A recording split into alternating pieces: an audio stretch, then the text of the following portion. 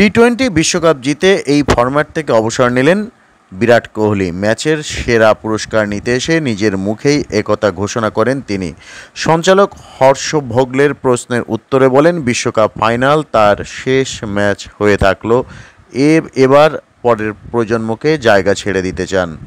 শনিবারের ম্যাচে ধৈর্য রেখে ৭৬ রানের ইনিংস খেলেন কোহলি। শেষ পর্যন্ত ওই ইনিংস ভারতকে বড় স্কোরে দাঁড় করিয়ে দেয়। কোহলি ম্যাচের সেরা পুরস্কার নিতে এসে বলেন, এটাই আমার শেষ টি-20 বিশ্বকাপ ছিল। ঠিক যেটা অর্জন করতে চেয়েছিলাম সেটাই করেছি। মাঝে মাঝে এটা মনে হয় যে আপনি হয়তো রান পাচ্ছেন না, তারপর একটা বড় রান চলে আসে। আসলে আমার কাছে ব্যাপারটা ছিল হয় এখন, না হলে কখনো নয়। এদিন সকাল থেকে বিরাট কোহলি দলের কাউকেই ইঙ্গিত দেননি যে তিনি টি-20 থেকে অবসর নিচ্ছেন। এমনকি খেলা শুরু থেকে শেষ পর্যন্ত কাউকে বুঝতেও দেননি।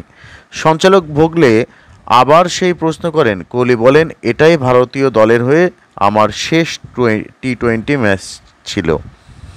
আমরা বিশ্বকাপ জিততে চেয়েছিলাম। জোর করে কোনো পরিস্থিতি তৈরি করার থেকে পরিস্থিতির সঙ্গে মানিয়ে নেওয়া উচিত। সবাই জানতো এর পর কী হতে চলেছে। এটাই সময় নতুন প্রজন্মের হাতে দায়িত্ব তুলে দেওয়ার। অসাধারণ সব ক্রিকেটার রয়েছে দলে, ওরাই দলকে সঠিক পথে এগিয়ে নিয়ে যাবে এবং দলকে আরও উঁচুতে তুলবে। টি-20তে ১২৫টি ম্যাচ খেলে কোহলি ৪৮.৬৯ গড়ে ৪,১৮৮ রান করেছেন। একটি শতরানও আছে, সেটি এসেছিল গত বছর এশিয়া কাপে আফগানিস্তানের বিরুদ্ধে। এছাড়া কোহলির ৩৮টি অর্ধশত রান রয়েছে। হারেরেতে জিম্বাবুয়ের বিরুদ্ধে ২০১০ সালে টি-20তে অভিষেক হয়েছিল তার। ঘটনাচক্রে কোহলির অবসরের পর আবার বিশ্বকাপ সফরে যাবে ভারত। সেই সফরে নির্বাচিত করা হয়েছে তরুণ প্রজন্মকেই, যেমনভাবে নেওয়া হয়েছিল কোহলিকে। ২০০৭ সালে ভারত প্রথমবার টি-20 বিশ্বকাপ জিতেছিল। ১৭ বছর পর ২৪শে জুনে ফের জিতল। মাঝের এই সময়টা কি কষ্ট করতে হয়েছে সেটা উঠে এসেছে কোহলির কথায়। বলেছে, এত বছর ধরে একটা বিশ্বকাপ জেতার জন্য আমরা অপেক্ষা করেছি।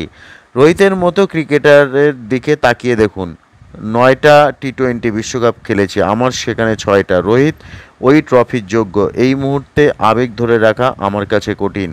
এদিন দীর্ঘদিন পর কোহলি এবং রোহিত শর্মাকে এক ফ্রেমে দেখা যায়, যা নিয়ে শুরু হয়েছে গুঞ্জন এবং অনেকেই বলছেন সোনালি ফ্রেম।